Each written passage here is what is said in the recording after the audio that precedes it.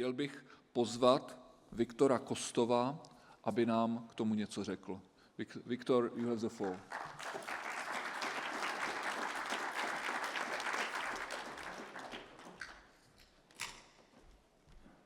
Thank you, Petr. It's a pleasure to be again here and see some familiar faces. I'd like to present, the title of my speech is Bulgarian Security Challenges in Central Europe. And dear organizers of this conference, honorable guests, in this presentation I will suggest my opinion as a human rights and pro-family lawyer and a student of culture and the Christian faith as to how Bulgaria is contributing and will possibly contribute in the future toward the goal of security, stability, and cooperation in Central Europe. Firstly, these two concepts, security and stability, in the modern world mean law and order without sacrificing individual freedom. I will address the two main challenges to geopolitical security in the region, and these are, first, the subversion of fundamental human rights by redefining those or flatly violating them, even over benevolent pretexts, and secondly, the erosion of the sovereignty of the individual states and their peoples. Here I suggest several interconnected threats to security and stability. Number one, we said that undermining human rights by redefining them or completely abrogating them by powerful, non-elected elites in violation of sovereign democratic constitutions of the respective nations and in violation of international law. First, rogue ideologues and ideologies who exhibit disregard for the natural order and show hatred for God and for humanity. One example would be Mr. Yuval Harari, a University of Jerusalem professor and spokesman for the infamous World Economic Forum. A man with a quote, end quote, husband and with misanthropic ideas well favored by the legacy media and naive audiences. Harari's ridiculous explanation of human rights nears genocidal overtones. He publicly states, basically, that regular people are, quote, useless eaters, end quote, and that, quote, there is no God and no human rights, end quote. Harari explains further, quote, if you cut a man open, you will see organs, but you won't see human rights, end quote. This level of ludicrous reductionism and deconstruction of humanity is applauded, while it surely qualifies by their own standards as hate speech. Theorists of this rank proliferate in the organizations that yield power over our states and nations.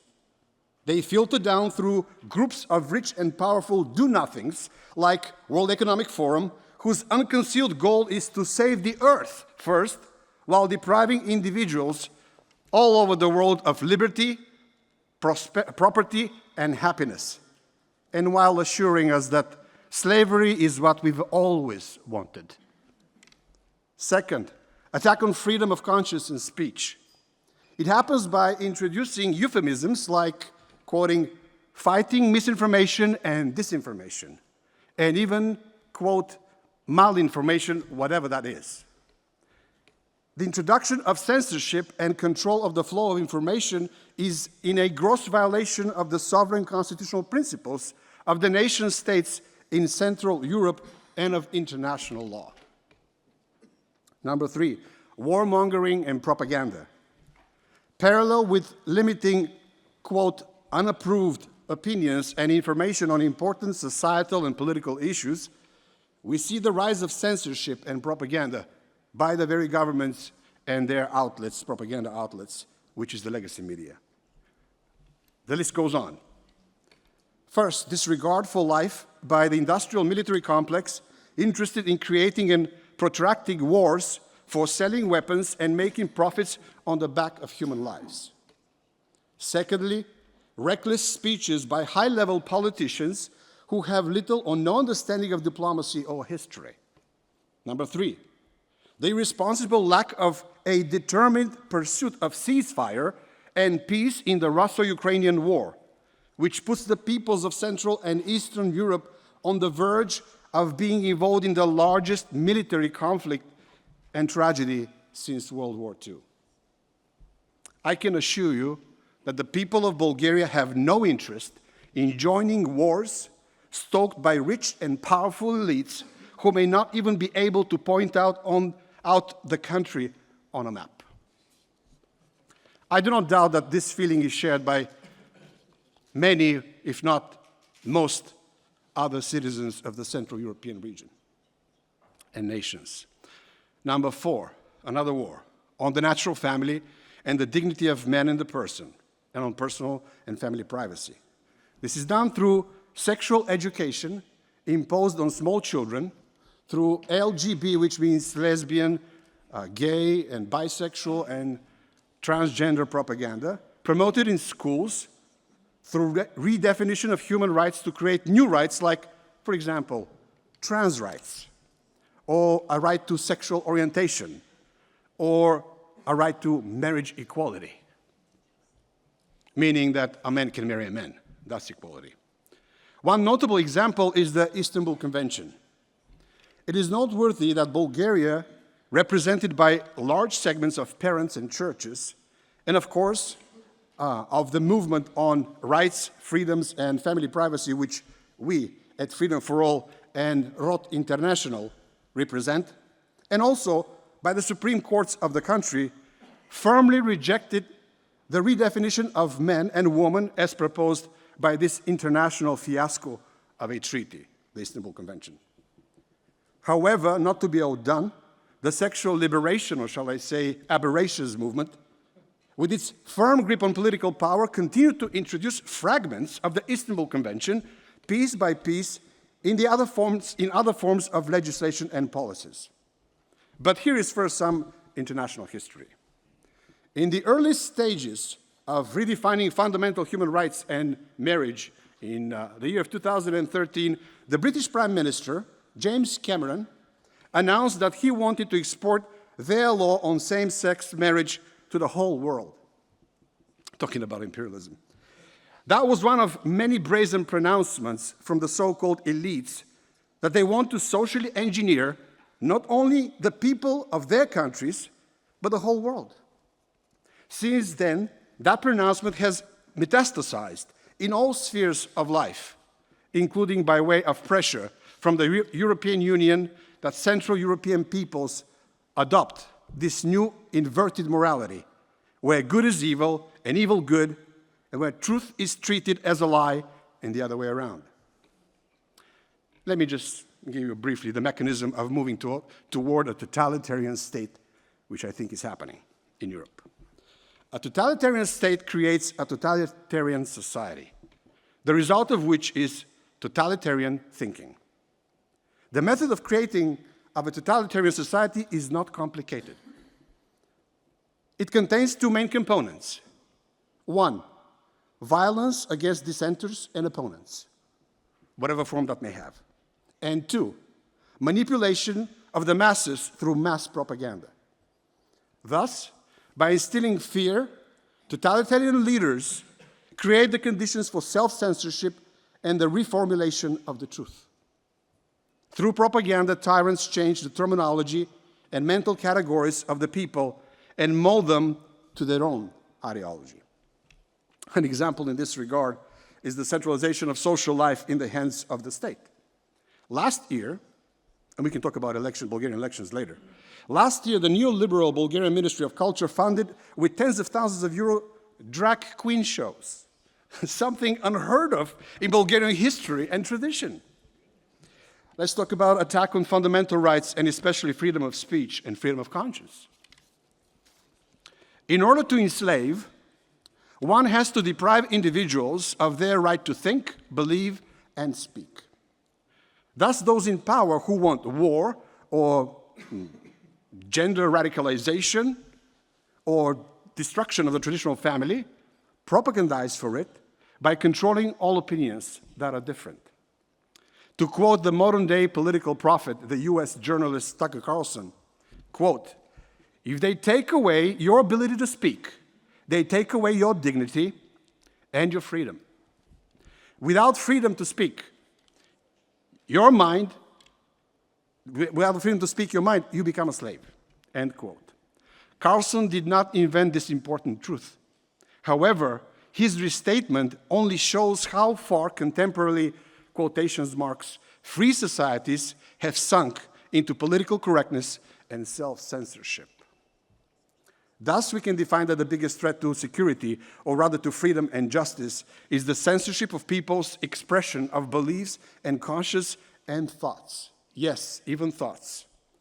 The United Kingdom, the cradle of democracy and human rights, has officially become a police state, where people are criminally prosecuted for silent prayer in their thoughts. Several days ago, a man, a veteran, Adam Smith Connor, was convicted as a criminal by a British court for praying silently in front of an abortion clinic, which he did back in November of 2022. This abomination of justice and violation of any human rights international treaty only shows that the British problem is not solved by their Brexit, and that the virus is alive and well not only in Brussels. What is the Bulgarian contribution on the Central European project? Of course, it's not an exhaustive list. The push toward the sexualization and propagation of an inappropriate and twisted sexuality to children is not something that Bulgarians appreciate. A few weeks ago, the Bulgarian parliament passed a law, almost unanimously, that homosexual and transgender propaganda, the so-called LGBTQ+, will not be allowed in schools. It will not be immodest to point to the fact that our organization's work has a lot to do with this awakening of the political class to the needs of regular people and to the need to defend children and families from predatory influence. Placed in the context of the conservative and pro-family movements in the region, this is a significant marker. The Bulgarian government is yet to engage in the current, in Prague, conversation on the Central European project. Yet the global issues affect the national state, and the sooner government officials warm up to the exploring of opportunities of the current discussion that we have here, the better decisions they will make in leading the country. What else can Bulgaria offer to stable geopolitics?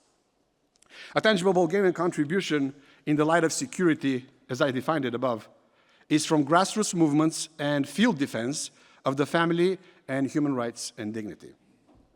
As a human rights lawyer and a Christian, my organization has worked hard to defend freedom of religion, freedom of conscience, and freedom of speech in the courts and in public debate.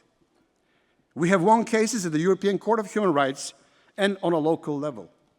Just weeks ago, we won Dr. Christo Lovchiev's case, who was criminally prosecuted for his criticism of anti-family policies. For the third time, we won the case. Dr. Lovchiev is an outspoken pro-family activist, and his publicly shared opinions in defense of the traditional family rattled the big NGO world.